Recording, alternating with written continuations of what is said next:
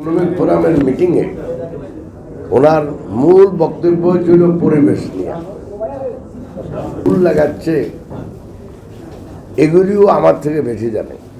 অতএব আমার কাছে মনে হচ্ছে মাঝে মাঝে যে এই একটা উদাহরণ শুধু দিচ্ছি, আমাকে একটা মেসেজ প্রতিনিয়তই ওনার চিন্তার ভিতরে আছে। এখন বাংলাদেশের বর্তমান এই পরিবেশ, সেটা আপনাদেরকে আমার বলতে হবে না, আপনারা সবাই জানেন। আপনি শব্দ দূষণ বলেন, বায়ু দূষণ বলেন, পানি দূষণ বলেন, সমুদ্র দূষণ বলেন, আমরা সব কিছুতেই অনেক পিছিয়ে আছি, মানে অনেক বেশি। আমাদের নদীগুলোর অবস্থা আপনারা আমার থেকে বেশি দেখেন। তো আমাদের তো মূল কাজ হলো এই পরিবেশ দূষণ থেকে বাংলাদেশের আবহাওয়াকে মুক্ত রাখা। বাট এটা আরেকটা সাইড আছে। একটা ছোট্ট দেশ, 1,47,000 স্কোয়ার কিলোমিটার। যদিও এটা সম্বন্ধে আমার সন্দেহ, আমার মনে হয় একটু বড় হয়েছে দেশ, কারণ আমাদের অনেক দ্বীপ টিপ এখন উঠছে, এগুলি হিসাবে আনছে কিনা আমার সন্দেহ আছে। এই 147,000 স্কোয়ার কিলোমিটার দেশে আমরা কেউ বলে 160 কোটি, কেউ বলে 170, মাঝে মাঝে পেপারে 180 কোটিও দেখি। বাট এই ঢাকা শহরে আমরা প্রতি স্কোয়ার কিলোমিটারে আমাদের জনসংখ্যা হইল 44 থেকে 45,000। এটা মানে পৃথিবীর অন্য দেশের তুলনায় মনে হবে অবাস্তব। এছাড়াও এটা হলো যারা থাকে এখানে, এই ছাড়াও প্রাইমারি স্কুলের কোনো সমস্যা হলেও কিন্তু আমাকে ঢাকা আসতে হয়। সো আরও কত লক্ষ লোক যে প্রতিদিন ঢাকা আসে এবং ঢাকা থেকে যায়, এটার হিসাব তো আমার কাছে নাই। এখন তাহলে আমরা চাইলেই কিন্তু পরিবেশ ভালো হবে না। একমাত্র এটা ভালো হবে যদি আমরা সবাই এটাতে পার্টিসিপেট করি, এবং এই ধরনের সংস্থা যেগুলি এখন পরিবেশ উন্নয়নে কাজ করতেছে, ওনারা যদি অ্যাক্টিভলি সাপোর্ট করে, তাহলে কিন্তু ইনশাল্লাহ আমরা মনে করি ভবিষ্যতে আমরা বিভিন্ন ধরনের পরিবেশ দূষণ থেকে আমাদের সমাজ এবং দেশকে আরও ভালোর দিকে নিয়ে যেতে পারব। একটা উদাহরণ দিলে মনে হয় ভালো, ধরেন ইটভাটা। গ্রামে গঞ্জে কিন্তু সবচেয়ে সমস্যা পরিবেশ দূষণের জন্য ইটভাটা।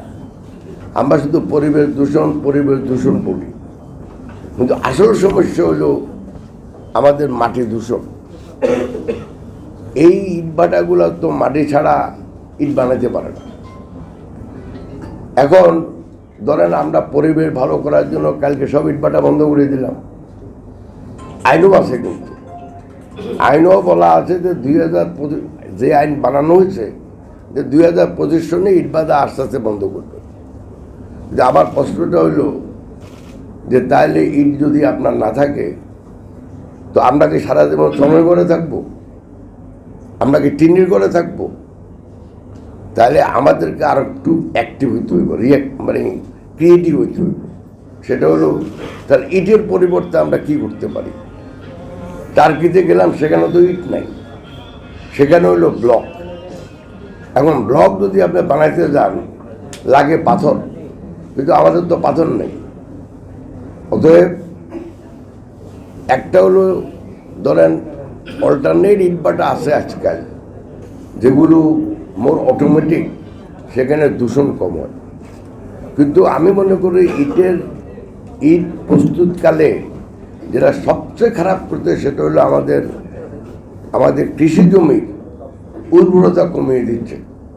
কারণ আপনার কৃষি জমির যে অর্গানিক ম্যাটেরিয়াল, এগুলো থাকে 6 ইঞ্চি পর্যন্ত।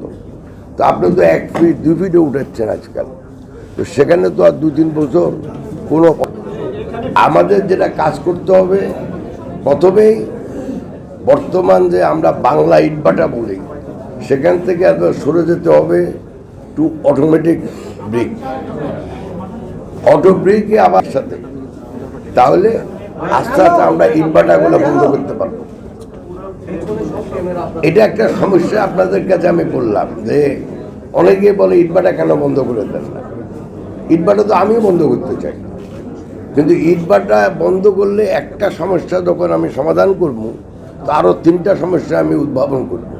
সেটা তো আমাদের ইচ্ছা না। আমাদের ইচ্ছা হলো যে একটা ছোট্ট দেশে যদি 16-17 কোটি লোক বসবাস করে, তাহলে আমরা কিভাবে আমাদের পরিবেশকে দূষণমুক্ত রেখে কিভাবে আমরা আমাদের ভবিষ্যৎ প্রজন্মের জন্য স্বাস্থ্য রক্ষার জন্য আমরা অল্টারনেট ব্যবস্থা করতে পারি।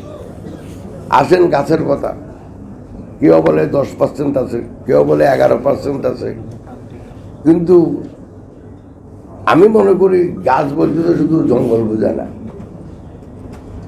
আমাদের দেশে বাড়িতে যত গাছ আছে, বিদেশে কিন্তু অনেক দেশে এত গাছ নাই। তো একটা হলো বন আচ্ছাদিত, আরেকটা হলো গাছ আচ্ছাদিত।